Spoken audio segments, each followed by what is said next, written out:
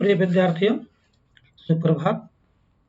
प्यारे बच्चों, आज हम लोग एक नया पाठ पढ़ेंगे बसंत भाग 2 पुस्तक से, पाठ 15 नीलकंठ। सर्वप्रथम प्यारे बच्चों, नीलकंठ पाठ क्या है, नीलकंठ पाठ है किस प्रकार की शैली में लिखा गया है, हम उसे जान लेते हैं। सबसे पहले हम शीर्षक पर यहाँ पर चर्चा कर लेते हैं। नीलकंठ जो शब्द है वह एक प्रकार का व्यक्तिवाचक संज्ञा है और इस व्यक्तिवाचक संज्ञा नीलकंठ में अगर हम समास की दृष्टि से देखें तो बहुव्रीहि समास होगा, क्योंकि नीला है कंठ जिनका, अर्थात शिव जी के बारे में बात हो रही है, एक विशेष व्यक्ति के बारे में बात हो रही है, विशेष देव के बारे में बात हो रही है, इसलिए नीलकंठ यहाँ पर बहुव्रीहि समास होगा। लेकिन यहाँ पर जिस पाठ का अध्ययन हम लोग करने जा रहे हैं वह शिव जी से संबंधित ना होकर के नीलकंठ नामक पक्षी से संबंधित है। प्रिय विद्यार्थियों, इस पाठ की लेखिका महादेवी वर्मा जी हैं। महादेवी वर्मा जी की एक पुस्तक है मेरा परिवार, उस पुस्तक में उन्होंने नीलकंठ नामक पाठ से एक संस्मरणात्मक विधा की रचना लिखी है। संस्मरणात्मक कहने का भाव यह है कि ऐसी कोई भी बीती हुई बातें जो किसी भी व्यक्ति के जीवन से संबंधित होती हैं और हम उसे एक कहानी के माध्यम से कलमबद्ध करते हैं तो हम उसे संस्मरण कहते हैं। मेरा परिवार नामक पुस्तक में आपको गिल्लू नामक गिलहरी के बारे में पढ़ने को मिलेगा, सोना हिरन के बारे में पढ़ने को मिलेगा।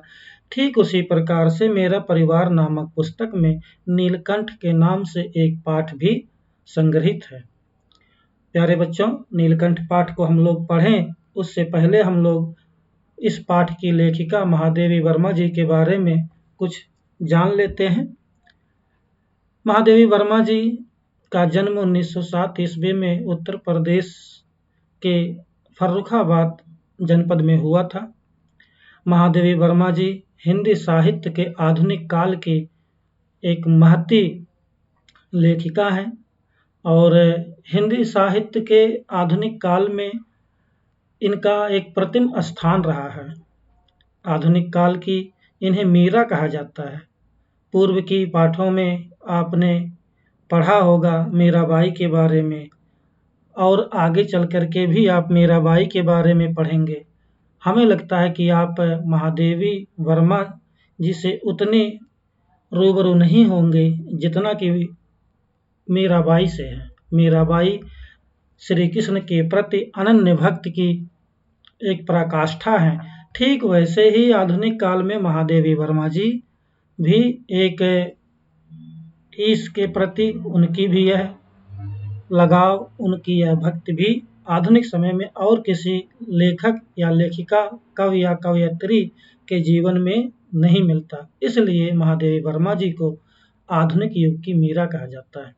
प्रमुख रचनाओं में अगर आप देखें, स्मृति की रेखाएं, अतीत के चलचित्र, मेरा परिवार, ऐसी तमाम इनकी रचनाएं आपको मिल जाएंगी। तो ये हो गए आपके नीलकंठ पाठ की लेखिका महादेवी वर्मा जी के बारे में उनके जीवन परिचय से संबंधित थोड़ी सी बातें जो आपको जानना आवश्यक था। अब हम नीलकंठ पाठ की चर्चा कर लेते हैं कि इस पाठ को पढ़ने का हमारा उद्देश्य क्या है। विधा आप लोगों ने देख लिया है। इसकी विधा संस्मरणात्मक है, अर्थात बीती हुई बातों को इन्होंने लिखा हुआ है। इसे हम रेखा चित्र भी कहते हैं। जिस प्रकार से एक चित्र कोई बनाता है, उस चित्र में विभिन्न प्रकार के रंगों का प्रयोग करके एक चित्र की संरचना होती है। ठीक वैसे ही रेखा चित्र में रेखा के माध्यम से एक चित्र बनाया जाता है। अब आप सोचेंगे कि रेखा के माध्यम से चित्र कैसे बनाना। जब हम कोई कहानी पढ़ते हैं तो हमारे मानस पटल पर, हमारे मन में एकदम उसके अगर चित्र साकार हो जाएं तो हम उसे कहते हैं रेखा चित्र। यहाँ शब्दों के माध्यम से लेखिका ने इस प्रकार से नीलकंठ और अन्य पात्रों का वर्णन किया हुआ है कि एक छवि आपके मन मस्तिष्क में छप जाएगा। इसलिए इस पाठ की विधा रेखा चित्र कहिए या संस्मरण विधा की कहानी कहिए। प्यारे बच्चों, इस पाठ को पढ़ने का उद्देश्य हमारा यह है कि इस पाठ के माध्यम से आप यह जानेंगे कि जो आत्मीय लगाव होता है, आत्मीय मतलब जो अपनों के प्रति हमारा प्रेम होता है, वह केवल मानव में ही या मनुष्य में ही नहीं पाया जाता, बल्कि या पशु पक्षियों में भी यह लगाव होता है। इस पाठ में 3 पात्र प्रमुख हैं। इस पात्र का नायक आप कह सकते हैं, जैसे फिल्मों में एक नायक होता है, एक नायिका होती है, अभिनेता अभिनेत्री होती हैं, वैसे ही इस पाठ में जो मूल पात्र है, मुख्य पात्र, वो है नीलकंठ नामक एक मोर, और उसी नीलकंठ के साथ साथ ही रहने वाली उसकी छाया के समान राधा, और इन दोनों के बीच में एक तीसरी मोरनी आती है, कुब्जा। और महादेवी वर्मा जी ने इन तीनों पक्षियों के माध्यम से हमें यह बताने का प्रयास किया है कि आत्मीय लगाव हमारे और आपके ही जीवन में नहीं होते, बल्कि पशु पक्षियों के जीवन में भी यह महत्व रखते हैं। तो प्यारे बच्चों, चलिए हम शुरू करते हैं अपना मूल पाठ नीलकंठ, और इस नीलकंठ पाठ को हम वाचन करते जाएंगे। आप लोग ध्यानपूर्वक इसे देखते जाएं। एक अब हम गद्यांश को पढ़ेंगे, फिर उसके शब्दार्थों को देखेंगे, और बचे हुए भाग को हम ऐसे ही पढ़ते हुए चलेंगे, जिससे आपको यह पाठ समझने में सुविधा हो, आपके लिए सुगम हो। चलिए शुरू करते हैं। उस दिन एक अतिथि को स्टेशन पहुंचाकर मैं लौट रही थी कि चिड़ियों और खरगोशों की दुकान का ध्यान आ गया, और मैंने ड्राइवर को उसी ओर चलने का आदेश दिया। बड़े मियाँ चिड़िया वाले की दुकान के निकट पहुंचते ही उन्होंने सड़क पर आकर ड्राइवर को रुकने का संकेत दिया। मेरे कोई प्रश्न करने से पहले ही उन्होंने कहना आरंभ किया, सलाम गुरुजी, पिछली बार आने पर आपने मोर के बच्चों के लिए पूछा था। शंकरगढ़ से एक चिड़ी मार 2 मोर के बच्चे पकड़ लाया है। एक मोर है, एक मोरनी, आप पाल लें। मोर के पंजों से दवा बनती है, सो ऐसे ही लोग खरीदने आए थे। आखिर मेरे सीने में भी तो इंसान का दिल है, मारने के लिए ऐसी मासूम चिड़ियों को कैसे दूं? टालने के लिए मैंने कह दिया, गुरुजी ने मंगवाए हैं। वैसे यह कमबख्त रोजगार ही खराब है, बस पकड़ो पकड़ो, मारो मारो। अब प्यारे बच्चों, यहाँ पर इस गद्यांश में लेखिका वर्णन करती है कि एक बार वो अपने अतिथि को स्टेशन पर छोड़ करके वो आ रहे थे। अतिथि मतलब जिसके आने की तिथि का पता ना हो, उसे हम अतिथि कहते हैं। पहुंचा कर आप समझते ही हैं। और चिड़ियों और खरगोशों की दुकान एक है, जहां पर चिड़िया और खरगोश मिलते हैं। और इसमें हम देखते हैं, और जो भी हमारे कठिन शब्द हैं, चिड़ी मार।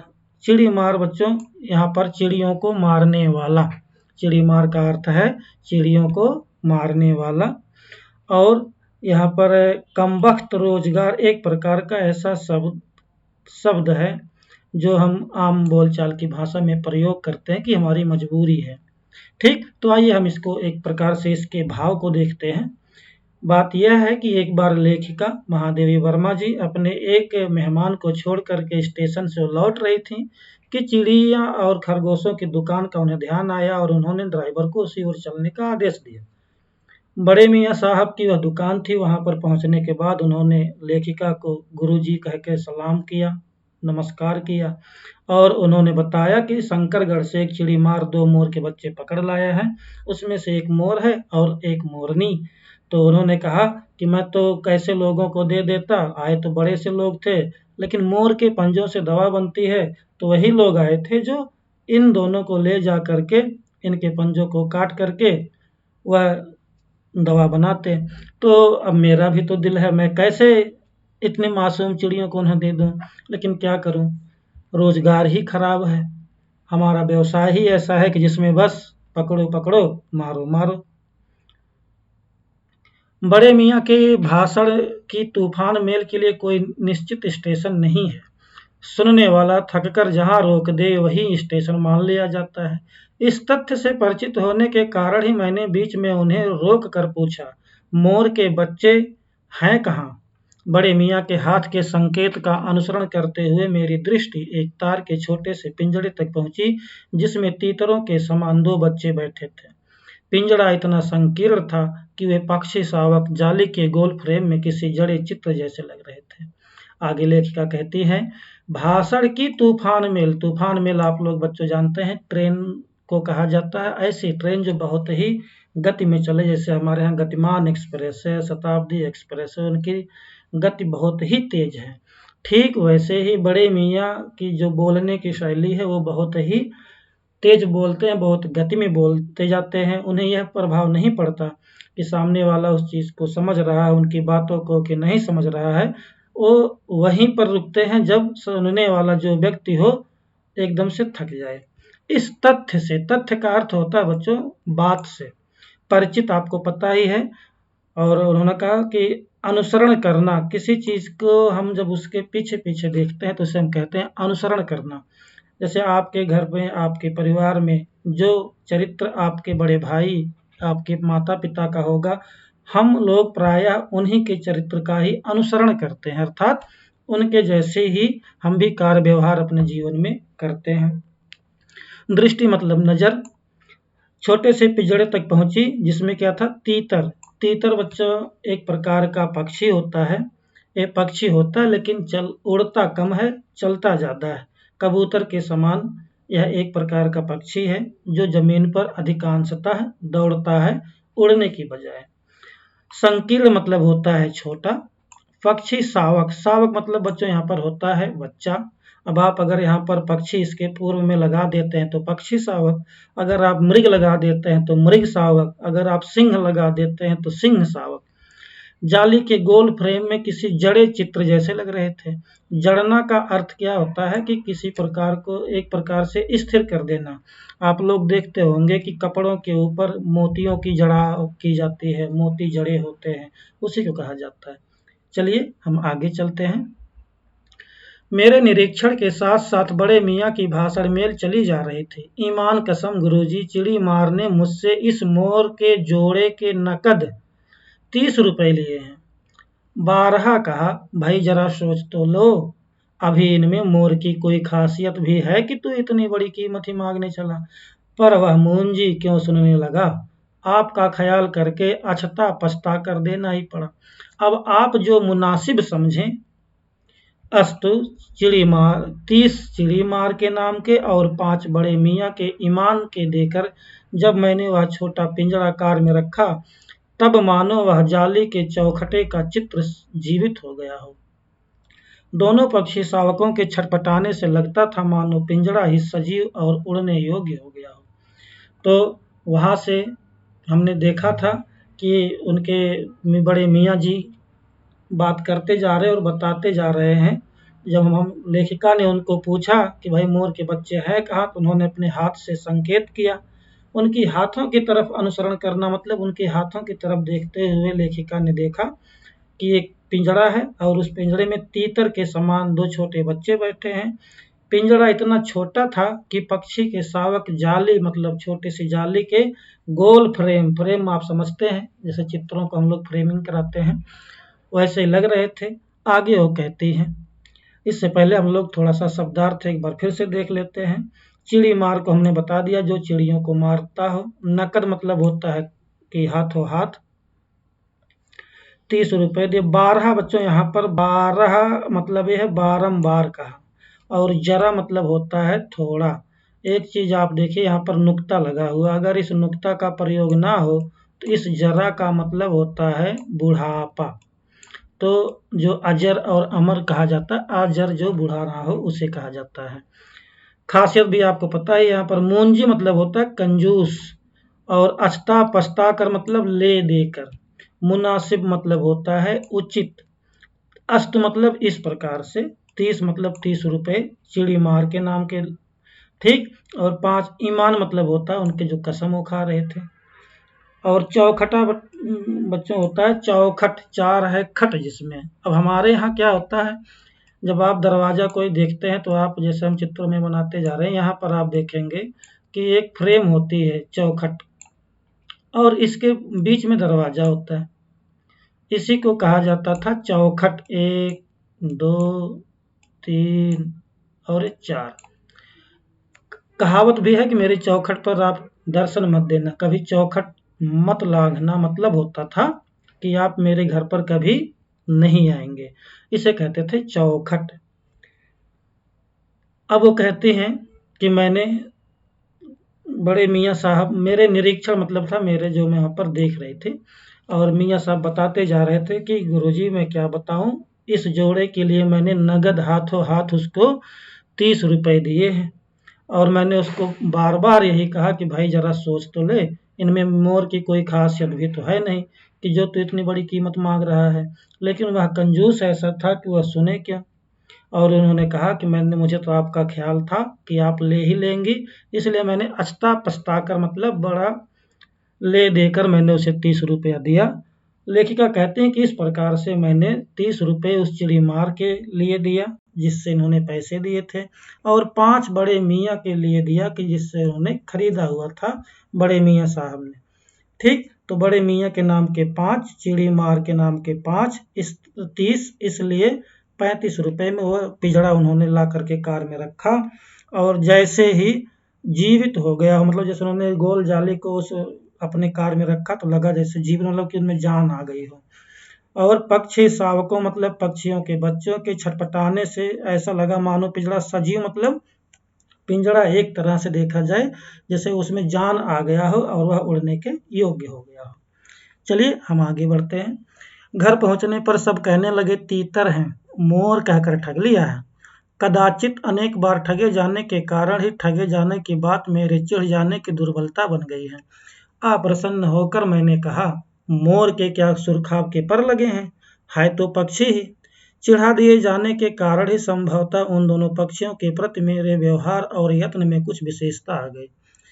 आगे लेखिका कहती हैं, मैं उनको लेकर के जैसे घर पर पहुंचा तो लोगों ने कहना शुरू कर दिया कि तो तीतर हैं, तुम्हें मोर कहकर ठग लिए। और अनेक बार ठगे जाने के कारण उनकी बात लेखिका को यह बात चिढ़ गई। अब उनकी दुर्बलता भी बन गई थी।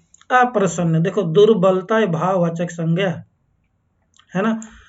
दुह प्लस बल दुर्बल और ता प्रत्यय जोड़ते हैं दुर्बलता बनता है।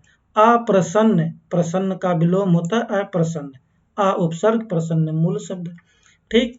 सुरखाब देवलोक का पक्षी, सुर मतलब देवता, एक पक्षी का नाम है, ऐसी धारणा है। ठीक। और यत्न मतलब होता है प्रयत्न। अब वो कहती है कि जब मैंने उनको ले करके उन दोनों पक्षी शावकों के पिंजड़ों को ले करके घर में आई तो लोगों ने कहना शुरू किया, ये तो पिंजड़ा है, ये तो तीतर है, तुमको मोर कहकर ठग लिया किसी ने। इसलिए लेखिका को थोड़ी सी चिढ़ हो गई और वो अप्रसन्न हो गए। उन्होंने कहा कि तो हो क्या हो गया, ठीक है अगर तीतर ही है तो कोई बात नहीं, मोर के क्या सुरखाब के पर लगे हैं तो वो भी पक्षी है। चलिए, पहले अपने पढ़ने लिखने के कमरे में उनका पिंजड़ा रखकर उसका दरवाजा खोला, फिर 2 कटोरों में सत्तू की छोटी-छोटी गोलियां और पानी रखा। वे दोनों चूहेदानी जैसे पिंजड़े से निकलकर कमरे में मानो खो गए, कभी मेज के नीचे घुस गए, कभी अलमारी के पीछे। अंत में इस लुका-छिपी से थककर उन्होंने मेरी रद्दी कागजों की टोकरी को अपने नए बसेरे का गौरव प्रदान किया। 2-4 दिन वे इसी प्रकार दिन में इधर-उधर गुप्तवास करते और रात में रद्दी की टोकरी में प्रकट होते रहते। फिर आश्वस्त हो जाने पर कभी मेरी मेज पर, कभी कुर्सी पर और कभी मेरे सिर पर अचानक आविर्भूत होने लगे। खिड़कियों में तो जाली लगी थी, पर दरवाजा मुझे निरंतर बंद रखना पड़ता था। खुला रहने पर चित्रा, जो कि मेरी बिल्ली है, इन नव आगंतुकों का पता लगा सकती थी और तब उसके शोध का क्या परिणाम होता, यह अनुमान करना कठिन नहीं है। वैसे वह चूहों पर भी आक्रमण नहीं करती, परंतु यहाँ तो 2 सर्वथा अपरिचित पक्षियों का अनधिकार चेष्टा का प्रश्न था। उसके लिए दरवाजा बंद रहे और ये दोनों उसकी दृष्टि में मतलब चित्रा की दृष्टि में ऐरे गैरे मेरी मेज को अपना सिंहासन बना लें, यह स्थिति चित्रा जैसी अभिमानिनी मार्जारी के लिए असहाय ही कही जाएगी। अब वो कहती हैं, पहले मैंने उनको ला करके अपने पिंजड़े में रखा। ठीक। अच्छा, हम पहले शब्दार्थ एक बार फिर से देख लेते हैं। और मानो खो गए, खो जाने का मतलब होता है कि एक प्रकार से वह उसी में घुल मिल गए। अलमारी, लुका छिपी आप लोग को पता है। और गौरव बसेरे मतलब होता है रहना, रैन बसेरा आप लोगों ने देखा होगा। अनेक शहरों में लोग रैन बसेरा, रैन मतलब रात के लिए बसेरा, रहने का स्थान। ठीक, गौर मतलब आपको पता ही है। गुप्त वास करना, गुप्त मतलब छुपा हुआ, वास करना मतलब रहना, जो छुप छुप के रहता हो उसे कहते हैं गुप्त वास करना। आश्वस्त मतलब होता है निश्चिंत हो जाना। और आविर्भूत होना, आविर्भूत मतलब होता है प्रकट होना, निकलना, दिख जाना, अचानक से किसी का निकलना। ठीक है, जैसे आप कहीं रास्ते में जा रहे हैं, अचानक से कहीं से सांप निकल गया, अचानक से कोई जानवर आ गया और आपको दिखा ही नहीं, उसे कहा जाता है आविर्भूत होना। और नव आगंतुक, नव और आगंतुक, नव मतलब नया, आगंतुक मतलब आने वाले। ठीक, नए जो आए हुए हैं। शोध मतलब आपका होता है कि जांच परख करना। और सर्वथा मतलब सभी प्रकार से। अपरिचित, परिचित मतलब होता है जो जान पहचान का हो, अपरिचित मतलब जो जान पहचान का ना हो। आ उपसर्ग लगा कर दिया गया।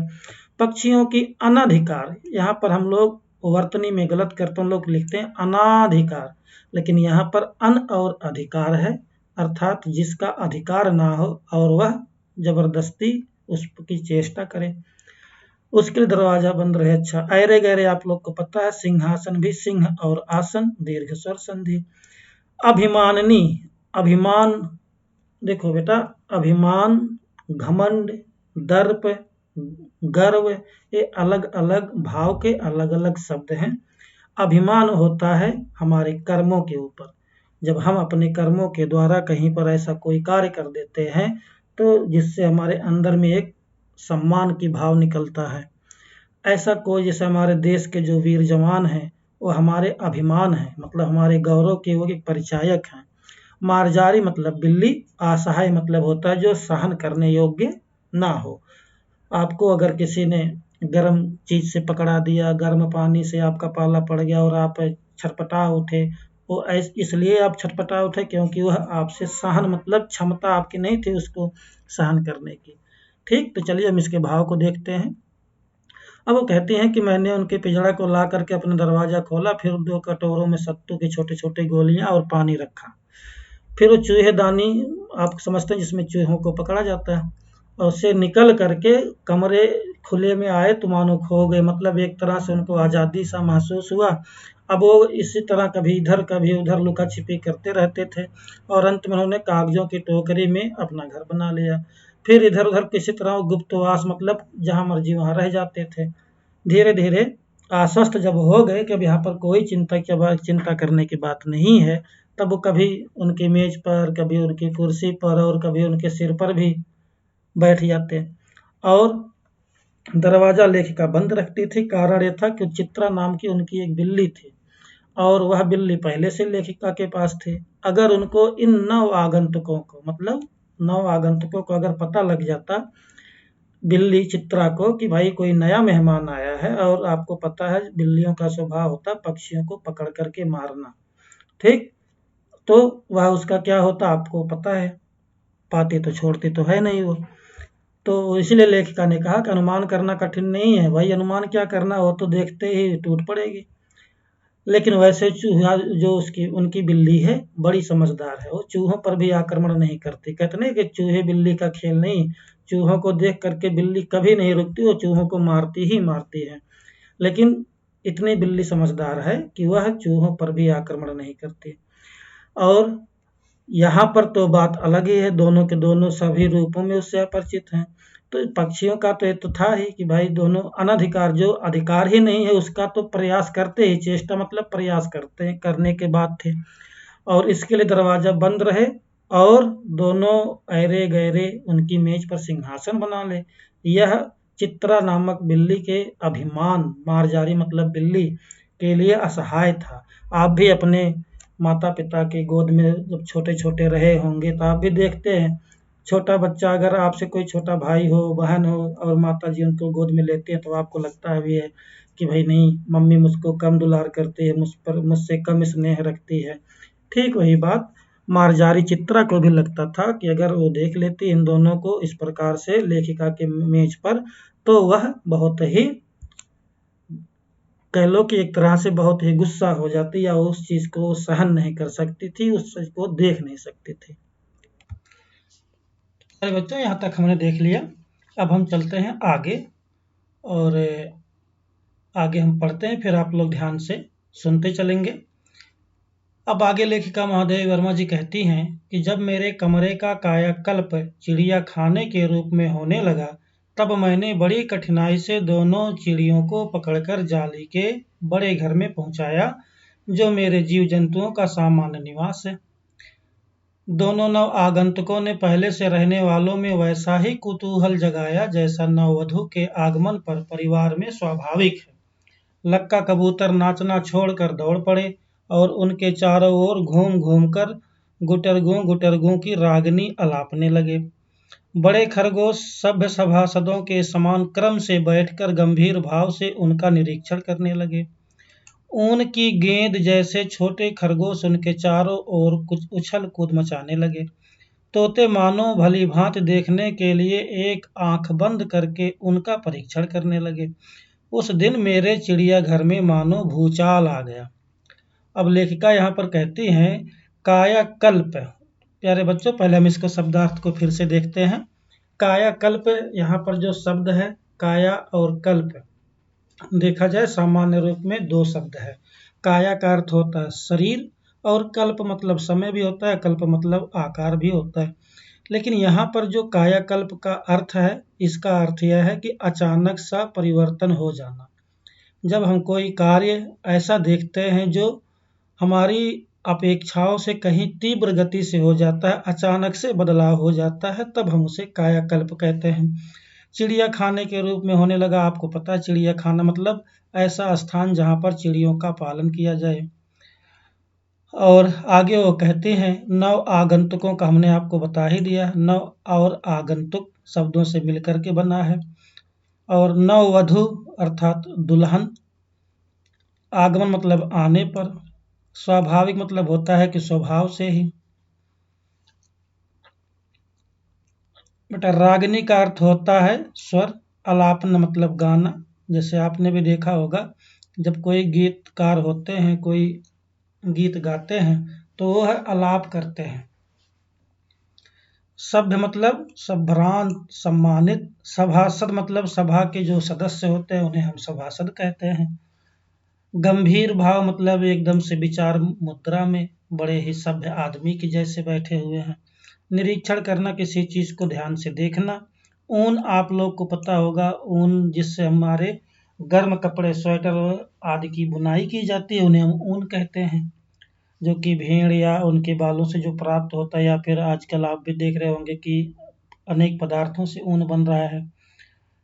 तोते मानो, मानो मतलब जैसे। परीक्षण और निरीक्षण दोनों एक समान ही है। भूचाल आ गया। भू मतलब पृथ्वी, चाल मतलब चलना, दो शब्द मिलकर के बना है। यहाँ पर कहने का भाव यह है कि बहुत ही एक तरह से तहलका मच जाना। भूचाल आ जाने का अर्थ है तहलका मच जाना, बहुत शोरगुल मच जाना। ठीक, तो चलिए हम इसके भाव को देखते हैं। ठीक है, तो अब वो कहते हैं कि जब मेरे कमरे का कायाकल्प मतलब कमरे का बनावट, कमरे का आकार प्रकार एक चिड़िया खाने के रूप में होने लगा, तब उन्होंने बड़ी ही कठिनाई से उन दोनों को पकड़कर जाली के बड़े घर में पहुंचाया, जो कि उनके सामान्य जीव जंतु जहां पर रहते थे। और इन दोनों नवागंतुकों, नए आगंतुक मतलब कौन दो आए, राधा और नीलकंठ। और वो जब आए तो कौतूहल मतलब जानने की इच्छा, जो अन्य पक्षी उनके सामान्य निवास में रहते थे जीव जंतु, उन्होंने जब इन दोनों को देखा तो उनके मन में ऐसी ही जिज्ञासा जगी जैसे क्या, किसी नववधू के आगमन में, जैसे किसी की शादी है और दुल्हन घर पर आती है तो जैसे छोटे छोटे बच्चों के बीच एक लालसा होती है कि दुल्हन कैसी है, महिलाएं इकट्ठा हो जाती हैं दुल्हन को देखने के लिए। ठीक वैसे ही वो छोटे छोटे जो बच्चे थे, वो लोग भी, जो जीव जंतु थे वो लोग भी उनको देखने लगे।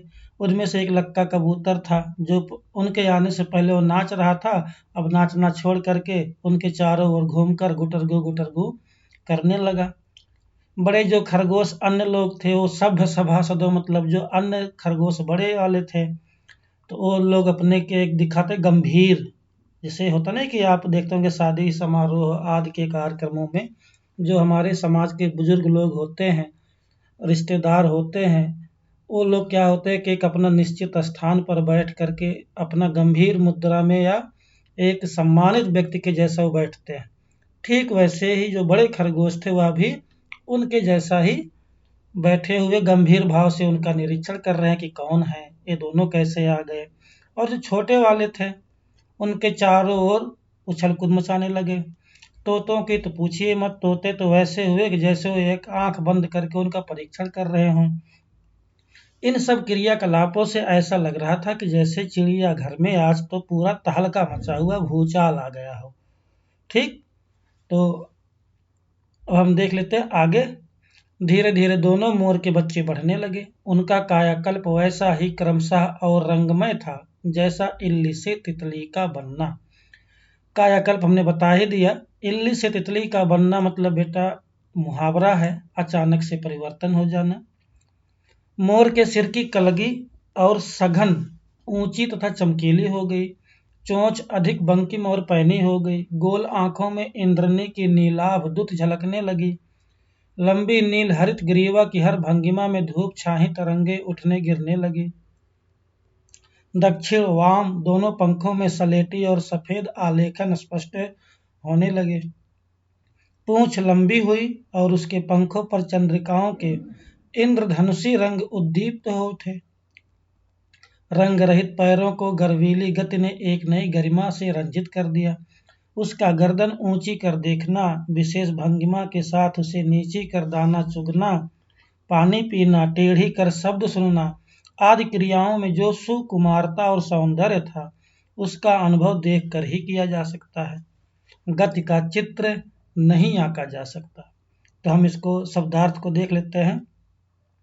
कलगी बेटा होता है बाल, सिर के बाल, जैसे हम और आप, हमारे और आपके सिर के बाल हैं। ठीक वैसे उस मोर के ऊपर में भी आप देखते होंगे, यहाँ पर इस मोर के से ऊपर में जो वो निकलते हैं उसके आकार प्रकार, उसे हम कलगी कहते हैं। सघन मतलब होता है घनी, चमकीली आपको पता है। बंकिम, बंकिम मतलब होता है बेटा सुंदर। पैनी मतलब हो गया तेज। और इंद्रनी की मतलब इंद्रनी के समान नील आभ, नीला और आभ। दुत मतलब होता है चमक। लंबी नील हरित, नीला और हरा। ग्रीवा मतलब गर्दन। भंगिमा मतलब होता है बनावट। जैसे आप कोई नृत्य देखते होंगे, कथकली देख लीजिए, भरतनाट्यम देख लीजिए, उनके जो हाव भाव होते हैं उन्हें हम भंगिमा कहते हैं। धूप छाही मतलब धूप और छांव। तरंगे मतलब होती है वैसे लहर, लेकिन यहाँ पर है चमक। दक्षिण और वाम मतलब दायां और बायां। सलेटी और सफेद मतलब रंग है। आलेखन मतलब उनकी सुंदरता, बनावट। जिस समय आप देखते होंगे रंगोली, ठीक उसी को आलेखन भी कहा जाता है। पंखों पर चंद्रिकाओं, चंद्रिकाओं को आपने देखा होगा, मोर के जो पंख होते हैं उस पर चंद्रमा के समान की आकार बने होते हैं। और इंद्रधनुषी रंग, इंद्रधनुष में 7 रंग होते हैं और मोर के पंखों में भी ऐसा लगता है कि वह सतरंगी है। उद्दीप्त होना मतलब कि उद्दीप्त होना मतलब चमकना, चमक उठना। रंग रहित, देखो बेटा रहित का अर्थ होता है ना होना, और इसके आगे आप मानव लगा दो तो मानव रहित। रंग रहित मतलब रंगों से रहित। गर्वीली मतलब गर्व से भरपूर। नई गरिमा मतलब गरिमा आप समझते ही हैं। रंजित कर दिया मतलब सुंदर बना दिया। रंजित कर दिया मतलब बहुत ही अच्छा बना दिया। भंगिमा हमने बता ही दिया। और सुकुमारता मतलब होता है कोमलता। सौंदर्य मतलब होता है सुंदरता, सुंदर। और आंकना मतलब होता है अनुमान लगाना। तो इस तरह से हमने देखा कि इनके किस प्रकार से शब्दार्थ बहुत ही कठिन है। आप लोग कॉपी और कलम साथ में रखिए, लिखते जाइएगा, जिससे आपको हर शब्द के अर्थ आपको समझने में आसानी हो। अब लेखिका जी कहती हैं कि मोर के सिर की जो कलगी थी, अर्थात मोर के सिर के जो बाल थे वो सघन हो गया, मतलब बहुत ही घना हो गया। ऊंची तथा चमकीली हो गई। चोंच उसकी बहुत सुंदर और तेज हो गई। आंखों की चमक एकदम नीली आभा से चमकने लगी। उसकी ग्रीवा, गर्दन उसकी नीले और हरे रंग से ऐसा सुंदर हो गया कि उसको आप देखेंगे तो धूप छांव की जैसे उसमें तरंगे उठने लगी हों, और दक्षिण और बायां, दायां और बायां दोनों ही पंखों में, दो पंख होते हैं मोर के, पक्षियों के, दायां और बायां में उसके आलेखन जो कि सलेटी और सफेद रंग का मिला जुला रूप था, एकदम साफ दिखने लगा। पूंछ लंबी और उसके पंखों पर चंद्रिकाओं के इंद्रधनुषी रंग उद्दीप्त हो उठे, अर्थात इन नीलकंठ के जो चंद्रिकाओं के आकार थे, उस कहाँ थे वो, उसके पंखों के ऊपर। आप भी कोई मोर पंख लीजिएगा तो आपको वहां पर दिखेगा। ठीक, इतना उसके शरीर की बनावट हो गई उसके, लेकिन जो पैर थे वो रंग से रहित थे, और लेकिन जब वो चलते थे तो लगता था कि एक प्रकार के उनके अंदर की गर्व की अनुभूति हो रही है, और जिससे वह पूरा सुंदर लगने लगा। उसका गर्दन ऊंची करके देखना, किसका, नीलकंठ का, विशेष भंगिमा के साथ उसकी गर्दन को नीची करके दाना चुगना, पानी पीना, या फिर गर्दन टेढ़ी करके शब्द को सुनना आदि क्रियाओं में उसकी कोमलता और उसकी सुंदरता बहुत ही सुंदर था, और उसकी गति का तो कोई चित्र ही नहीं आंका जा सकता है ना।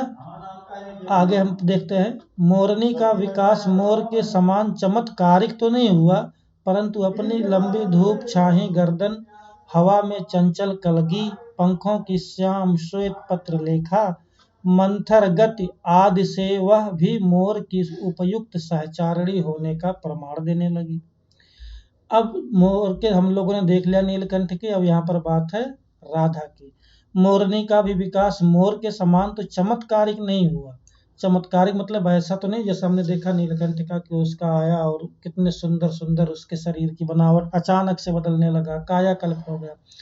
लेकिन उसकी भी लंबी गर्दन और धूप छाही, और हवा में चंचल उसकी कलगी मतलब बाल, पंखों की श्याम श्वेत पत्र लेखा, मतलब पंखों की जो सब, श्याम मतलब सांवला, श्वेत मतलब सफेद, है ना। जैसे टीवी को हम लोग ब्लैक एंड व्हाइट कहते थे, तो उसको भी श्याम श्वेत ही कहा जाता है। पत्र लेखा मतलब पत्र पर लिखे हुए के समान। मंथर गति मतलब धीमे धीमे गति से वह भी मोर की उपयुक्त सहचारिणी। सहचर होता है बेटा पुल्लिंग, सहचर का अर्थ होता है सह मतलब साथ में, चर मतलब चलने वाला, जो साथ चलता हो उसे हम कहते हैं सहचर। और सहचर शब्द का स्त्रीलिंग रूप बनता है सहचारिणी। इन्हीं प्रत्यय लगा करके हम सहचारिणी बनाते हैं, जैसे आज्ञाकारी से आज्ञाकारिणी, ठीक वैसे ही सहचर से सहचारिणी। ठीक है बेटा, चलिए आगे चलते हैं। नीलाभ ग्रीवा के कारण मोर का नाम रखा गया नीलकंठ, और उसकी छाया के समान रहने के कारण मोरनी का नामकरण हुआ राधा। मुझे स्वयं ज्ञात नहीं कि कब नीलकंठ ने अपने आप को चिड़ियाघर के निवासी जीव जंतुओं का सेनापति और संरक्षक नियुक्त कर लिया। सवेरे ही वह सब खरगोश, कबूतर आदि की सेना एकत्र कर उस ओर ले जाता जहां दाना जाता, और घूम घूम कर मानो सबकी रखवाली करता रहता। किसी ने कुछ गड़बड़ की और वह अपने तीखे चंचु प्रहार से उसे दंड देने दौड़ा। अब लेखिका जी कहते हैं नीलाभ, नीली आभा से युक्त ग्रीवा मतलब गर्दन के कारण मोर का नाम क्या रखा गया, नीलकंठ। और उसकी छाया मतलब हमारे शरीर की छाया हमेशा हमारे शरीर के साथ चलता है। ठीक राधा भी नीलकंठ के ही साथ साथ होती थी, और इसलिए उस मोरनी का नाम उन्होंने क्या रखा, राधा। अब वो कहते हैं कि मुझे ये तो पता नहीं है, ज्ञात नहीं मतलब पता नहीं है कि नीलकंठ ने चिड़ियाघर के सभी जो जीव जंतु थे उनका सेनापति और संरक्षक नियुक्त कर लिया। सेनापति मतलब आपको पता है सेना का अगुआ, और संरक्षक मतलब जो हमारी रक्षा करते हो। सवेरे ही वो क्या करता, सब खरगोश और कबूतर आदि की सेना एकत्र कर लेता और उस ओर ले जाता जहाँ दाना डाला जाता था, और घूम घूम कर सबकी रखवाली करता रहता। और अगर किसी ने गड़बड़ की तो अपने तीखे मतलब तेज, चंच मतलब चोंच के प्रहार से उसे दंड देने दौड़ जाता। ठीक, आगे हम देखते हैं। खरगोश के छोटे बच्चों को वह चोंच से उनके कान पकड़कर ऊपर उठा लेता था, और जब तक वे आर्त क्रंदन ना करने लगते उन्हें अधर में लटकाए रखता। कभी कभी उसकी पैनी चोंच से खरगोश के बच्चों का कर्णवेध संस्कार हो जाता था, पर वे फिर कभी उसे क्रोधित होने का अवसर ना देते थे। दंड विधान के समान ही उन जीव जंतुओं के प्रति उसका प्रेम भी असाधारण था। प्रायः वह मिट्टी में पंख फैलाकर बैठ जाता और वे सब उसकी लंबी पूंछ और सघन पंखों में छुआ छुआ सा खेलते रहते थे। अब हम एक एक करके शब्दार्थ देख लेते हैं।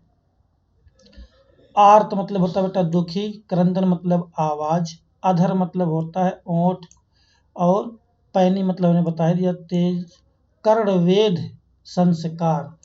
बच्चों आपको भी पता है कि हमारे हिंदू संस्कृति में 16 संस्कारों का वर्णन होता है। पुंसवन संस्कार, जातकर्म संस्कार, नामकरण संस्कार, ठीक, विवाह संस्कार, और उसी बीच होता है कर्णवेध संस्कार, और अंत में जब मानव देह का अंत होता है तब उसे अंतिम संस्कार कहा जाता है।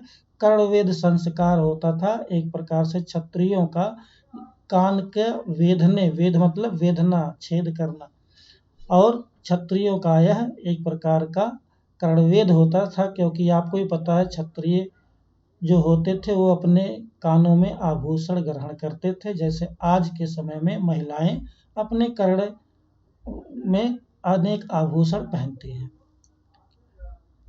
आगे होगा दंड विधान मतलब दंड देने के नियम। असाधारण, साधारण मतलब होता है जो सामान्य हो, और असाधारण मतलब उपसर्ग लग गया, उसका विलोम हो गया जो साधारण ना हो। और पंख बैठाना, ये तो आपको पता है, सघन मतलब घना, और छुआ छुअल एक प्रकार का खेल है। अब लेखिका जी कहती है कि उन्हें तो नहीं पता कि नीलकंठ ने अपने आप को चिड़ियाघर का कब सेनापति या संरक्षक नियुक्त कर लिया। सबको आराम से देखता, सबको ले जाता, सबकी रखवाली करता। कभी कभी छोटे बच्चे जो खरगोश के होते थे वो कुछ ना कुछ उल्टा सीधा काम कर देते, तो क्या करता कि उनके कान पकड़ करके उठा लेता था, और जब तक वे आर्त क्रंदन, आर्त मतलब दुख भरी, क्रंदन मतलब आवाज ना करने लगते, तब तक उन्हें अपने अधर में लटकाए रखता।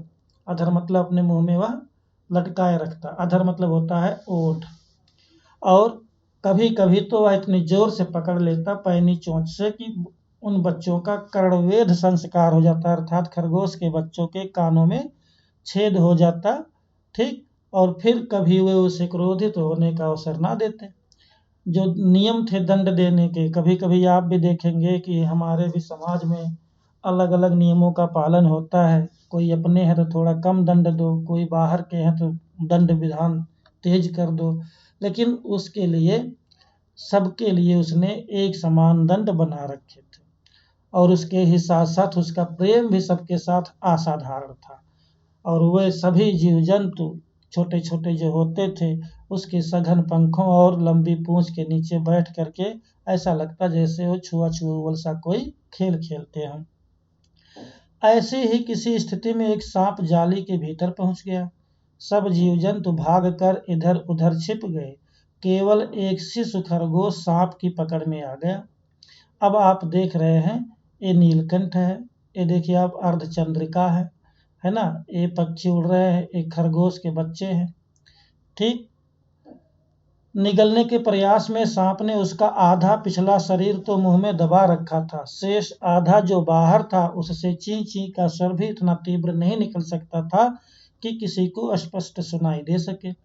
नीलकंठ दूर ऊपर झूले में सो रहा था, उसी के चौकन्ने कानों ने उस मंद स्वर की व्यथा पहचानी, और वह पूंछ पंख समेट कर सर से एक झपट्टे में नीचे आ गया। संभवतः अपनी सहज चेतना से ही उसने समझ लिया होगा कि सांप के फन पर चोंच मारने से खरगोश भी घायल हो सकता है। अब एक दिन जाली घर में सांप आ गया। उसके आने से क्या हुआ कि सांप ने खरगोश के बच्चे को निगलने का प्रयास किया। उसका आधा पिछला जो शरीर था उसके मुंह में दबा रखा, आधा उसके मुंह से बाहर था। जब उसने चींची का स्वर किया तो इतना तीव्र, इतना तेज नहीं था कि किसी को साफ साफ सुनाई दे सके। नीलकंठ क्या कर रहा था, ऊपर झूले में वो सो रहा था। अब समझिए कि जैसे हम और आप झूला झूलते वैसे नीलकंठ झूला झूल रहा था। उसी के चौकन्ने कानों ने, मतलब चौकन्ना होना, तैयार होना, सावधान रहना, मंद मतलब धीमे स्वर की, व्यथा मतलब दुख को पहचान ली, मतलब उस खरगोश के दुख भरी आवाज को उसने पहचान ली। और वह पूंछ और पंख, देखो हम लोगों ने पढ़ा था द्वंद्व समास, पूंछ और पंख, है ना, समेट कर सर से, सर मतलब यहाँ पर सिर नहीं है बेटा, यहाँ पर सर मतलब एक गति से, और एक झपट्टे में नीचे आ गया। और उसने अपनी सहज चेतना, सहज मतलब होता है सामान्य सी बात होती है, चेतना मतलब समझने की क्षमता, तो उसने अपने सामान्य रूप में ही समझ लिया कि सांप के फन पर अगर चोंच मारेंगे तो शायद खरगोश का बच्चा भी घायल हो सकता है। उसने सांप को फन के पास पंजों से दबाया और फिर चोंच से इतने प्रहार किए कि वह अधमरा हो गया। पकड़ ढीली पड़ते ही खरगोश का बच्चा मुख से निकल तो आया, परंतु निश्चेष्ट सा वही पड़ा रहा। अब वो कहते हैं कि उसने जब देख लिया कि सांप का फन पे अगर मैं प्रहार करूंगा तो हो सकता है खरगोश के बच्चे को भी लगे, तो इसलिए उसने क्या किया कि फन के पास पंजों से दबाया और फिर चोंच से इतने प्रहार किए कि वह अधमरा हो गया। अध उपसर्ग है, मरा मूल शब्द है ना। तो अर्थात ऐसा कोई व्यक्ति जो बहुत ही घायल हो, मरणासन्न हो, अर्थात मरने के करीब हो। पकड़ ढीली पड़ते ही खरगोश का बच्चा मुख से निकल आया, निकल तो आया लेकिन निश्चेष्ट सा, निश्चेष्ट मतलब बेहोश हो गया, ऐसा लग रहा था कि उसकी होश ही नहीं रहा और वह वहीं पड़ा रहा। ठीक है बच्चों, राधा ने सहायता देने की जरूरत आवश्यकता नहीं समझी, परंतु अपनी मंद केका से किसी असामान्य घटना की सूचना सबोर प्रसारित कर दी। माली पहुंचा, फिर हम सब पहुंचे। नीलकंठ जब सांप के 2 खंड कर चुका तब उस शिशु खरगोश के पास गया और रात भर उसे पंखों के नीचे रखे ऊसरता देता रहा। कार्तिकेय ने अपने युद्ध वाहन के लिए मयूर को क्यों चुना होगा, यह उस पक्षी का रूप और स्वभाव देखकर समझ में आ जाता है। तो हम एक बार फिर से सबके शब्दार्थ देख लेते हैं। मंद मतलब धीमी, के का मतलब आवाज, प्रसारित कर देना मतलब फैला देना, दूर दूर तक पहुंचाना, और खंड कर देना मतलब बांट देना, अलग अलग कर देना, और उष्णता मतलब होता है गर्मी देना। कार्तिकेय भगवान शिव जी के पुत्र, कार्तिक जो कि इन्हें कहा था कि देवताओं के ये सेनापति हैं। युद्ध वाहन, युद्ध के लिए वाहन, क्या आपको भी पता होगा कार्तिकेय जी का जो वाहन हुआ मयूर है। ठीक, मयूर बेटा यहाँ पर तत्सम शब्द है। अब वो कहते हैं कि राधा ने उसकी सहायता देने की आवश्यकता नहीं समझी, लेकिन उसने अपनी धीमी आवाज, मंद केका से, धीमी आवाज से असामान्य घटना की, मतलब कि कोई घटना हो गई, उसको सब ओर उसने प्रसारित कर दी, मतलब उसको सब ओर फैला दिया, है ना। माली आए, फिर लेखिका पहुंची, और तब तक नीलकंठ सांप के 2 भाग कर चुका था और वह खरगोश के पास गया और रात भर उसे अपने पंखों के नीचे रखकर उसे गर्मी देता रहा। अब देखिए कैसे मानव मनुष्य भी कभी किसी व्यक्ति की देखभाल जिस रूप में करते हैं, नीलकंठ भी उस खरगोश के बच्चे को रात भर उसकी अच्छे से देखभाल की। और तब समझ में आता है कि भगवान कार्तिकेय जी ने अपने वाहन के लिए इस मयूर को क्यों चुना होगा।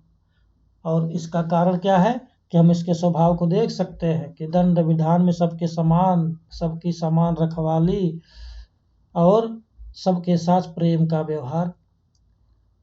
आगे लेखिका जी कहती हैं, मयूर कला प्रिय वीर पक्षी है, हिंसक मात्र नहीं, इसी से उसे बाज, चील आदि की श्रेणी में नहीं रखा जा सकता, जिनका जीवन ही क्रूर कर्म है। वो कहती हैं कि कला प्रिय मतलब जो कलाओं में प्रिय हो, जो कलाओं को प्रेम करे, जो कलाओं से लगाव रखे, उसे कहते हैं कला प्रिय। वीर पक्षी है, हिंसक मतलब होता है मारपीट करना।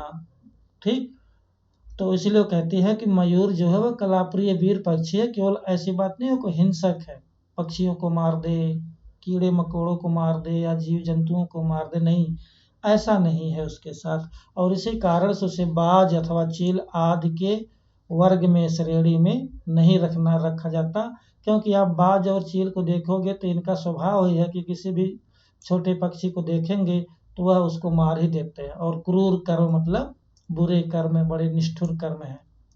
ठीक, आगे वो कहती हैं, नीलकंठ में उसकी जातिगत विशेषताएं तो थी ही, उनका मानवीकरण भी हो गया था। मेघों की सांवली छाया में अपने इंद्रधनुष के गुच्छे जैसे पंखों को मंडलाकार बनाकर जब वह नाचता था, तब उस नृत्य में एक सहजात लय ताल रहता था। आगे पीछे दाहिने बाएं क्रम से घूम कर वह किसी आलक्ष्य सम पर ठहर ठहर जाता था। लेखिका जी कहते हैं कि जातिगत विशेषताएं, जातिगत विशेषता मतलब जो उसके जन्म से ही उनके साथ होती हैं, उन्हें कहा जाता है जातिगत। जैसे कोई क्षत्रिय होंगे तो उनके अंदर एक वीरता का गुण होगा, कोई ब्राह्मण होंगे जिसे हम कहते हैं कि पंडित जी होंगे, या कोई उनके अंदर ज्ञान अन्य वर्ग के लोगों की अपेक्षा उनमें ज्ञान अधिक होगा, है ना। या कोई आप देख लीजिए कोई लोहार होगा, वह जिस कलाकारी के साथ लोहे पर अपना कलाकारी दिखाता है अन्य लोग उसको नहीं कर सकते, है ना। इसी को कहा जाता है जातिगत विशेषताएं। अर्थात मोर नाचता तो था, सुंदरता उसमें थी, लेकिन उसके साथ ही साथ उनका मानवीकरण भी हो गया था। मानवीकरण बेटा एक प्रकार का अलंकार भी होता है। हम लोगों ने साम्य किसान में और पिछले पाठों में भी हम लोगों ने देखा हुआ है, मानवीकरण हमने बताया हुआ था कि होता क्या है। मानव के समान जो करे वही मानव, मानवीकरण है।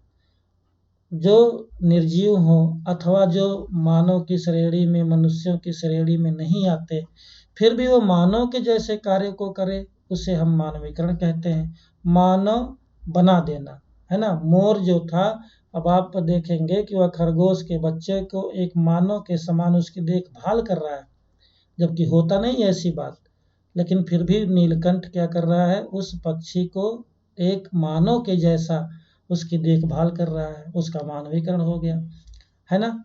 मेघों की सांवली छाया में इंद्रधनुष के गुच्छे जैसे पंखों को, जब वह क्या होता कि मेघ मतलब बादलों की सांवली, मतलब आपको पता है बादल काले होते हैं, सांवले होते हैं, अपने इंद्रधनुष के गुच्छे जैसे। इंद्रधनुष के गुच्छे मतलब आप देखते होंगे आसमान में इंद्रधनुष कभी कभी दिखता है वर्षा के ऋतु में, है ना।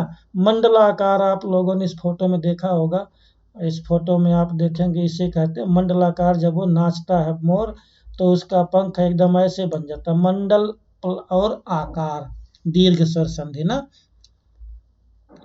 तो मंडलाकार बनाकर जब वह नाचता था, तब उस नृत्य में एक सहजात लय ताल रहता था। सहजात मतलब साथ साथ, जात मतलब उत्पन्न होना, जो साथ साथ ही उत्पन्न हो जाए। अब आप देखेंगे कोई एक अच्छा नृत्य करने वाला व्यक्ति होगा, एक अच्छे नृत्यांगना होंगी, उनके जो नृत्य करने की शैली होगी वह एक तरह से उनके अंदर से ही निकलेगा। और एक ऐसे होते हैं जो जबरदस्ती नृत्य करते हैं, तो जो सीखे हुए लोग होते हैं, जिन्होंने उस कार्य को सीखा हुआ होता है, वह ना चाहते हुए भी उस कार्य को करते हैं।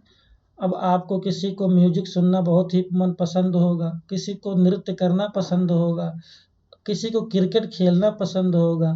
अगर क्रिकेट कहीं हो रहा है, वो जा रहा है, देख लिया तो उसका मन करेगा वो भी खेल ले। कोई बैडमिंटन खेलना चाहेगा, कोई दौड़ने में अच्छा होगा, है ना। ऐसी उसी को कहा जाता है सहजात लय ताल। ठीक, आगे पीछे दाहिने बाएं क्रम से घूमकर वह किसी आलक्ष्य है, आलक्ष्य मतलब जिसका कोई लक्ष्य ना हो, सम पर मतलब समान रूप से रुक जाता था, ठहर जाता था। ठीक है बेटा, चलो आगे चलते हैं। राधा नीलकंठ के समान नहीं नाच सकती थी, परंतु उसकी गति में भी एक छंद रहता था। वह नृत्य मग्न नीलकंठ के दाहिनी ओर के पंख को छूती हुई बाईं ओर निकल आती थी और बाएं पंख को स्पर्श कर दाहिनी ओर। इस प्रकार उसकी परिक्रमा में भी एक पूरक ताल परिचय मिलता था। अब राधा उतना अच्छा नहीं नाच सकती थी जितना कि नीलकंठ, लेकिन उसकी भी गति में एक छंद, देखो बेटा छंद हमने बताया हुआ है आप लोगों को, लेकिन वह जो छंद है व्याकरण का, वहां पर इसका कोई मतलब नहीं। यहाँ कहने का मतलब है छंद मतलब एक प्रकार की सुंदरता रहती थी। नृत्य मग्न मतलब नृत्य में मग्न होकर के जब वह नीलकंठ के दाहिनी ओर के पंख को छूते हुए बाईं ओर निकलती थी और बाएं पंख को छू करके दाहिनी ओर निकलते थे, तो इस प्रकार उसकी परिक्रमा में भी एक पूरक ताल परिचय मिलता था। पूरक मतलब जैसे आप दो तीन लोग नृत्य कर रहे होते हैं स्टेज पर, विद्यालय की ऑडिटोरियम में तो देखेंगे कि 5 बच्चे अगर नृत्य कर रहे हैं, एक स्टेप बाय स्टेप दूसरा पहला दूसरा पहला दूसरा करते जाते हैं, उसी को कहा जाता है पूरक। पूरक मतलब पूर्ण करने वाला। ताल मतलब आपको पता ही है, हारमोनियम बज रहा है, ढोल बज रहा है और गीत गाया जा रहा है। अब गीत कोई गाए और हारमोनियम कुछ अलग ही धुन गाए, ढोलक कहीं और बजे, तब उसे हम नहीं कहेंगे कि सबका ताल एक है ना। इसी को कहता है ताल परिचय। आगे नीलकंठ ने कैसे, अब देखिए यहाँ पर फोटो आप देखेंगे, इसे कहते हैं मंडलाकार सही रूप में ना। ये है नीलकंठ और ये देखिए ये है राधा, है ना। अब लेखिका महादेवी वर्मा जी यहाँ पर बैठी ही हैं, आप फोटो में देख सकते हैं। समझ लिया कि उसका नृत्य मुझे बहुत बहुत भाता है। यह तो नहीं बताया जा सकता, परंतु अचानक एक दिन में वह मेरे जाली घर के पास पहुंचते ही अपने झूले से उतरकर नीचे आ गया और पंखों का सतरंगी मंडलाकार छाता तान कर नृत्य की भंगिमा में खड़ा हो गया। तब से यह नृत्य भंगिमा नित्य का क्रम बन गई। प्रायः मेरे साथ कोई न कोई देसी विदेशी अतिथि भी पहुंच जाता था और नीलकंठ की मुद्रा को अपने प्रति सम्मान पूर्वक समझकर विस्मय अभिभूत हो उठता था। कई विदेशी महिलाओं ने उसे परफेक्ट जेंटलमैन की उपाधि दे डाली। जिस नुकीली पैनी चोंच से वह भयंकर विषधर को खंड खंड कर सकता था, उसी से मेरी हथेली पर रखे हुए भुने चने ऐसी कोमलता से हौले हौले उठाकर खाता था कि हंसी भी आती थी और विस्मय भी होता था। फलों की वृक्षों से अधिक उसे पुष्पित और पल्लवित वृक्ष भाते थे। आगे हम लोग शब्दार्थ देख लेते हैं। नृत्य मतलब आपको पता है, सतरंगी मतलब 7 रंगों से युक्त द्विगु समास, है ना। मंडलाकार मतलब आपको पता है मंडल और आकार। छाता तान कर, छाता आप समझते हैं, जैसे हम लोग बारिश से बचने के लिए छाता तानते हैं, छाता छतरी खोलते हैं, उसे कहा गया है। भंगिमा आपको पता है। नित्य मतलब रोज आना का, क्रम मतलब एक तरह का आदत हो गई। आप प्रतिदिन विद्यालय आते हैं, आपके नित्य का क्रम है ना। देसी और विदेशी, अतिथि मतलब मेहमान, और नीलकंठ की मुद्रा मतलब बनावट भंगिमा। विस्मय अभिभूत, यहाँ पर देखिए विस्मय मतलब आश्चर्य से, अभिभूत मतलब खुश हो जाना, है ना। दीर्घ स्वर संधि, विस्मय और अभिभूत को जोड़ करके बनाया गया। और पैनी मतलब हमने बता ही दिया। विषधर, देखो बेटा विषधर 2 रूपों में जाना जाता है। विषधर मतलब विष को धारण करता है जो, अर्थात सर्प, बहुव्रीहि समास, है ना। पूर्व में हमने बताया हुआ आप लोगों को। और एक शिव जी के भी बारे में बात होती है, क्योंकि उन्होंने भी विष को धारण किया हुआ है समुद्र मंथन के समय, है ना। इसलिए उनको भी नीलकंठ कहा जाता है ना। कोमलता मतलब आप समझते हैं, हौले हौले मतलब आराम से, प्यार प्यार से। विस्मय मतलब आश्चर्य। पुष्पित, देखो यहाँ पर पुष्प और इत प्रत्यय है ना, मूल शब्द है पुष्प और इत मतलब पुष्पों से लदा हुआ। पल्लवित, देखो पल्लव और इत, है ना। पल्लव मूल शब्द है और इत प्रत्यय है। पल्लवित मतलब पल्लों से लदा हुआ, पत्तों से लदा हुआ। अब वो कहती हैं कि उसको नीलकंठ जब आता था, उसे पता नहीं कैसे यह पता लग गया कि उसका जो नृत्य होता है मुझे बहुत अच्छा लगता है। और वो क्या करता, वो नीचे उतर करके आ जाता और अपनी मंडलाकार छाता तान करके लेखिका के सामने नृत्य किया करता था। वह उसकी रोज की आदत हो गई थी। और लेखिका जी से मिलने के लिए देसी मतलब देश के रहने वाले जो, और विदेशी मतलब जो विदेशों से आने वाले मेहमान लोग होते थे, वो आते रहते थे। और नीलकंठ उन लोगों का स्वागत इतने अच्छे से करता था कि वो लोग विस्मय अभिभूत हो उठते थे, मतलब आश्चर्य से, कि एक मोर इस प्रकार के कार्य व्यवहार, इस प्रकार के मानव जैसा कार्य व्यवहार कर रहा है। और इसीलिए उन्होंने उसे परफेक्ट जेंटलमैन की उपाधि दे डाली। अब वो कहते हैं जिस तरह से उन्होंने, जिस भयंकर पैनी चोंच से उसने सांप विषधर को खंड खंड कर डाला था, उसी पैनी चोंच से वह आराम से ऐसे दाने चुग लेता था, पता ही नहीं लगता था, जिसको देख करके मुझे आश्चर्य होता था। फलों के वृक्षों से अधिक नीलकंठ को कौन से भाते थे? जिस पर फल होंगे उससे अधिक उसको जो फूलों से लदा हो, जो पत्तों से लदा हो, उसे बहुत अच्छे लगते थे। वसंत में जब आम के वृक्ष सुनहली मंजरियों से लद जाते थे अशोक नए लाल पल्लवों से ढक जाता था, तब जाली घर में वह इतना अस्थिर हो उठता था कि उसे बाहर छोड़ देना पड़ता। अब जब बसंत का ऋतु आता था और बसंत के ऋतु में सुनहली मतलब सुनहरे रंग की जो मंजरी मतलब बेटा आपने देखा होगा आम के फल लगने से पहले की जो अवस्था होती है उसे मंजरी कहते हैं। अशोक एक वृक्ष है, लाल पल्लव मतलब लाल लाल पत्तों से जब वो ढक जाता था तब नीलकंठ जाली घर में एकदम अस्थिर हो जाता था। अस्थिर मतलब अपने को रोक ही नहीं पाता था। जैसे आपका मनपसंद गाना कहीं पर बज रहा है और आपके कानों तक वो धुन गूंज रही है तो आप अपने को नहीं रोक पाएंगे, आप गुनगुना उठेंगे, आप नाच उठेंगे। उसी को यहाँ पर कहा गया कि वो अस्थिर है। ठीक है। नीलकंठ और राधा की सबसे प्रिय ऋतु तो वर्षा ही थी। मेघों के उमड़ आने से पहले ही वे हवा में उसकी सजल आहट पा लेते थे और तब उनकी मंद केका की गूंज अनुगूंज तीव्र से तीव्रतर होती हुई मानो बूंदों के उतरने के लिए सोपान पंक्ति बनने लगती थी। मेघ के गर्जन के ताल पर ही उसके तन्मय नृत्य का आरंभ होता और फिर मेघ जितना अधिक गरजता, बिजली जितनी अधिक चमकती, बूंदों की रिमझिमाहट जितनी तीव्र होती जाती, नीलकंठ के नृत्य का वेग उतना ही अधिक बढ़ता जाता और उसकी केका का स्वर उतना ही मंद्र से मंद्रतर होता जाता। वर्षा के थम जाने पर वह दाहिने पंजे पर दाहिना पंख और बाएं पर बायां पंख फैलाकर सुखाता। कभी कभी वह दोनों एक दूसरे के पंखों से टपकने वाली बूंदों को चोंच से पीक पीकर पंखों का गीलापन दूर करते रहते। इस आनंदोत्सव की रागनी में बेमेल स्वर कैसे बज उठा, यह भी एक करुण कथा है। अब लेखिका जी कहती हैं, तो पहले हम लोग इसको देख लेते हैं, इसके शब्द और अर्थ को। सबसे प्रिय ऋतु आपको पता है, ऋतु मतलब मौसम, वर्षा ही थी। मेघो मतलब बादल के उमड़ आने पर, साजल मतलब जल से युक्त, आहट मतलब होता है आने की खबर, मंद मतलब धीमी, केका मतलब आवाज, गूंज अनुगूंज, गूंज के बाद बेटा जो एक दूसरी गूंज होती है उसे अनुगूंज, अनु मतलब पीछे, गूंज मतलब आवाज, गूंजता है उसके बाद भी कोई बात अगर गूंजती है तो उसे अनुगूंज कहते हैं। तीव्र से तीव्रतर, अब देखो यहाँ पर तीव्र है मूल विशेषण, तीव्रतर है विशेषण की कौन सी उत्तर अवस्था है ना, और इसके बाद तीव्रतम होगा तो उच्चतम अवस्था है ना। और सोपान पंक्ति मतलब एक के बाद एक क्रम से जो बनती है उसे हम सोपान कहते हैं।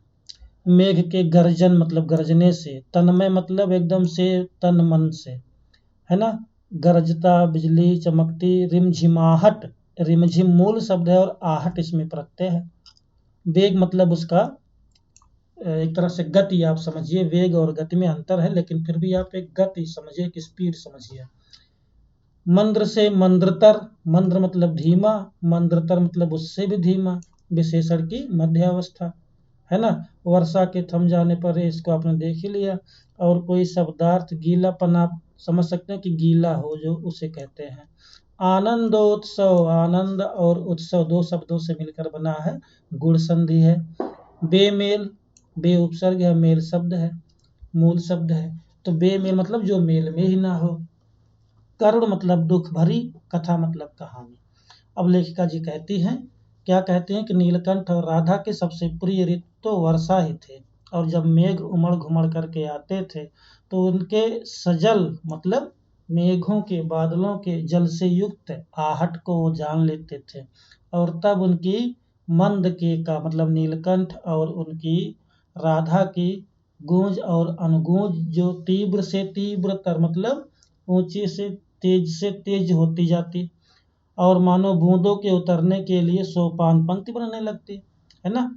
तो मेघ की गर्जन के साथ ही क्या होता है, आप भी देखोगे सामान्य रूप में जैसे ही बादल गरजते हैं जो मोर होते हैं वो अपनी आवाज में मगन हो जाते हैं और नाचना शुरू कर देते हैं।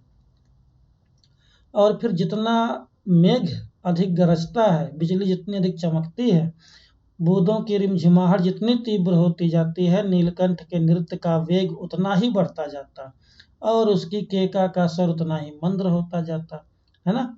मतलब वो नाचने में मगन हो जाता और उसकी आवाज़ धीमी होती जाती। और वर्षा के थम जाने पर वह दाहिने पंजे पर अपना दाहिना पंख और बाएं पर बायां पंख फैलाकर सुखाता और वे दोनों कभी कभी एक दूसरे के पंखों से टपकने वाली बूंदों को चोंच से पी पी कर पंखों का गीलापन दूर करते रहते, जैसे राधा उसके पंखों की, नीलकंठ उसके पंखों से। इस आनंद के उत्सव में जो एक तरह का प्रेम, जो एक तरह का स्नेह था, कैसे बेमेल स्वर बज उठा। वो कहती है इसके पीछे भी एक करुण, एक दयापूर्ण कहानी है। क्या कहानी है? एक दिन मुझे किसी कार्य से नाखास कोने से निकलना पड़ा और बड़े मियाँ ने पहले के समान कार को रोक लिया। इस बार किसी पिंजड़े की ओर नहीं देखूंगी, यह संकल्प करके मैंने बड़े मियाँ की विरल दाढ़ी और सफेद डोरे से कान में बंधी ऐनक को ही अपने ध्यान का केंद्र बनाया। पर बड़े मियाँ के पैरों के पास जो मोरनी पड़ी थी उसे अनदेखा करना कठिन था। मोरनी राधा के समान ही थी। उसके मूंज से बंधे दोनों पंजों की उंगलियां टूटकर इस प्रकार एकत्रित हो गई थीं कि वह खड़ी ही नहीं हो सकती थी। अब वो कहते हैं एक दिन मुझे किसी नाखास को, मतलब जो खास ना हो, निकलना पड़ा। वहाँ फिर वो मिल गए बड़े मियाँ जी। उन्होंने रोक लिया और उन्होंने लेकिन इस बार क्या कहते संकल्प लिया था। संकल्प लेना मतलब क्या? आप भी अगर ये प्रतिज्ञा कर ले, दृढ़ प्रतिज्ञा कि नहीं मुझे 100 में 100 नंबर लाने ही लाने हैं, उसी को संकल्प कहते हैं। सघन का विलोम शब्द होता है बेटा विरल। अभी हमने देखा नीलकंठ के जो बाल थे, कलगी थी, वो कैसे थे? सघन। लेकिन मियाँ साहब की दाढ़ी कैसी है? वो विरल है, मतलब दूर दूर उनके दाढ़ी के बाल हैं, है ना। सफेद डोरे से कान में बंधी ऐनक। अब आपने भी देखा होगा बड़े से ऐसे लोग होते जो अपनी ऐनक को लटका करके रखते हैं, है ना, डोरे के माध्यम से। लेकिन लेखिका जो बड़े मियाँ के पैरों के पास मोरनी पड़ी थी उसे अनदेखा करना उनके लिए कठिन हो गया। देखना मतलब देखना, अनदेखा मतलब देख करके भी जो ना देखे। तो अन उपसर्ग है और देखा मूल शब्द है ना। देखने में वह मोरनी भी राधा के समान ही उन्हें लग रही थी। मूंज होता बेटा एक प्रकार का, आप देखेंगे एक झाड़ी होती सरपत, उससे बनती है मूंज। आप एक प्रकार से नारियल की रस्सी से उसकी तुलना कर सकते हैं। उसी से उसके दोनों पंजे बंधे हुए थे और इस प्रकार से थे कि वह बेचारी खड़ी नहीं हो सकती थी। आगे वो कहती हैं बड़े मियाँ की भाषण मेल फिर दौड़ने लगी। देखिए गुरुजी, कमबख्त चिड़ी मार ने बेचारी का क्या हाल किया है। ऐसे कभी चिड़िया पकड़ी जाती है? आप ना आई होती तो मैं उसी के सिर पर इसे पटक देता, पर आपसे यह अधमरी मोरनी ले जाने को कैसे कहूँ। बड़े मियाँ फिर वही कहने लगे, देखिए गुरुजी, वो लेखिका को गुरुजी के नाम से संबोधित करते थे, कि कमबख्त चिड़ी मारने, जो चिड़ियों को मारने वाला था, उसने इस बेचारी का क्या हाल किया। आप भी बताइए, क्या कभी चिड़िया को ऐसे पकड़ा जाता है? ये बेटा यहाँ पर जो चिन्ह आप देख रहे हैं ये है भाववाचक चिन्ह, है ना। और वो कहते हैं अगर आप ना आई होती तो मैं तो उसी के सिर पर पटक देता, अर्थात मैं उसको ही दे देता। पर अब कैसे कहूँ, अधमरी, अभी हमने देखा जो अधमरा हो पुरुष लिंग, है ना, पुरुषवाचक, और अधमरी है स्त्रीलिंग। ठीक। सारांश यह था कि 7 रुपए देकर मैं अगली सीट पर रखवा कर घर ले आई और एक बार फिर मेरे पढ़ने लिखने का कमरा अस्पताल बना। पंजों की मरहम पट्टी और देखभाल करने पर वह महीने भर में अच्छी हो गई। उंगलियां वैसे ही टेढ़ी मेढ़ी रहीं, परंतु वह ठूंठ जैसे पंजों पर डगमगाती हुई चलने लगी। तब उसे जाली घर में पहुंचाया गया और नाम रखा गया कुब्जा, है ना। कुब्जा नाम से आपने भी देखा होगा, श्री कृष्णा में एक ऐसी महिला होती थी जिनकी पीठ पर कुबड़ होता है। आपने ऊंट देखा होगा बेटा, ऊंट के पास एक बहुत ऊंचा उसके शरीर पर संरचना होती है, उसे हम कुबड़ कहते हैं। तो कभी कभी मानव में भी इस प्रकार की विकृति आ जाती है तो उसे हम कुब्जा कहते हैं। ठीक। कुब्ज होता है पुल्लिंग और कुब्जा होती है स्त्रीलिंग। अब वो कहते हैं कि एक बार फिर मैंने उसको लेकर के आया और पढ़ने लिखने का जो मेरा कमरा था उसमें मैंने अस्पताल बना दिया। कहने का भाव ये है कि वो उसकी देखभाल करने में मगन हो गई, उसकी देखभाल करने लगी और महीने भर में ही वह ठीक हो गई। लेकिन पूरी तरह से ठीक नहीं, लेकिन टेढ़ी मेढ़ी ही रही। फिर भी वह ठूंठ है। ठूंठ क्या होता है? जैसे मान लीजिए कोई वृक्ष है और इसे काट दिया गया हो, है ना, इस वृक्ष को काट दिया गया, उस पर कोई पत्ते ना हो, कोई शाखा ना हो, उसे ठूंठ कहते हैं। ठीक। अब जैसे मोर का पंजा था, ऐसे था, है ना, मोर का पंजा ऐसे रहा होगा, लेकिन चिड़ी मार ने क्या किया कि इसको काट लिया था, तो ऐसे ही बना रह गया, इसी को कहा गया ठूंठ। नाम के अनुरूप वह स्वभाव से भी कुब्जा ही प्रमाणित हुई। अब तक नीलकंठ और राधा साथ साथ रहते थे, अब कुब्जा उन्हें साथ देखते ही मारने दौड़ती। चोंच से मार मार कर उसने राधा की कलगी नोच डाली, पंख नोच डाले।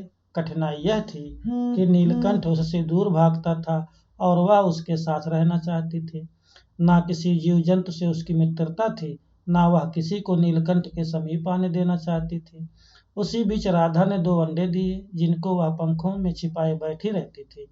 पता चलते ही कुब्जा ने चोंच मार मार कर राधा को ढकेल दिया और फिर अंडे फोड़कर ठूंठ जैसे पैरों से सबोर छितरा दिए। अब देखिए, जो स्वभाव मानव का होता है, मनुष्य का होता है, ठीक वही स्वभाव पशु पक्षियों में भी देखने को मिल रहा है ना। अब वो कहते हैं नाम तो उसका कुब्जा था ही, स्वभाव भी उसका कुब्जा ही प्रमाणित हुआ, है ना, टेढ़ा। अब तक नीलकंठ और राधा साथ साथ रहते थे, लेकिन जब कुब्जा उन्हें साथ देख लेती तो कुब्जा राधा को मारने दौड़ती। चोंच से मार मार कर राधा की कलगी, मतलब क्या, सिर। जैसे महिलाओं का स्वभाव होता है, जब 2 महिला आपस में कभी झगड़ा करती हैं, मारपीट करती, तो देखेंगे एक दूसरे की वो चोटी पकड़ करके ही भिड़ी होती हैं, लड़ी, आपस में लड़ती रहती हैं। ठीक वैसे राधा की कलगी भी वो नोच डाले, उसके बाल नोच डाले, पंख तोड़ डाले, है ना। कठिनाई यह थी कि जिसके लिए कुब्जा राधा से लड़ती थी वह खुद उससे दूर भागता था, अर्थात नीलकंठ उससे दूर भागता था, लेकिन कुब्जा उसके साथ रहना चाहती थी। और उसके स्वभाव के कारण ही उसका और किसी जीव जंतु से भी मित्रता नहीं थी, और उसके होते वह नीलकंठ के पास किसी और को आने भी नहीं देना चाहती थी। इसी बीच राधा ने 2 अंडे दिए, और आपको भी पता है कि पक्षी जो होते हैं वो अपने अंडों को सहेज कर रखते हैं। वो बेचारी राधा उस अंडों को छिपा करके बैठी थी, और कुब्जा को जैसे ही पता चला उसने चोंच मार मार कर राधा को वहां से ढकेल दिया और फिर अंडे फोड़ करके सब ओर फैला दिए, छितरा दिए, मतलब फैला दिए। इस कलह कोलाहल से और उससे भी अधिक राधा की दूरी से बेचारे नीलकंठ की प्रसन्नता का अंत हो गया। अर्थात कलह मतलब होता है बेटा एक प्रकार से झगड़े, कोलाहल मतलब शोरगुल। अब आप भी देखेंगे कि जिस घर में अगर रोज वहाँ के पति पत्नी के बीच में झगड़े हों, कलह मची रहे, शाम सुबह झगड़े ही आए, तो उससे क्या होता है कि कहते हैं कि वह घर एक प्रकार से बहुत ही बुरा हो जाता है। और इसके राधा और कुब्जा के कारण नीलकंठ बेचारे की प्रसन्नता, भाववाचक संज्ञा ना, का अंत हो गया। अब ये दोनों लड़ते रहते तो नीलकंठ चाह करके भी राधा के पास नहीं रह पाता था, जिससे वह बेचारा अकेला हो गया। कई बार वह जाली के घर से निकल भागा। एक बार कई दिन भूखा प्यासा आम की शाखाओं में छिपा बैठा रहा, जहां से बहुत पुचकार कर मैंने उतारा। एक बार मेरी खिड़की के सिर पर छिपा रहा। इसमें बेटा कुछ बताने के लायक है नहीं, ये तो आपको पता ही है। पुचकार कर मतलब प्यार से बुला करके, भूखा प्यासा द्वंद्व समास ना, भूख और प्यास। ठीक।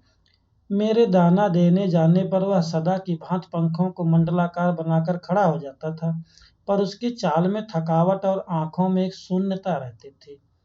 अपनी अनुभवहीनता के कारण ही मैं आशा करती रही कि थोड़े दिन बाद सब में मेल हो जाएगा।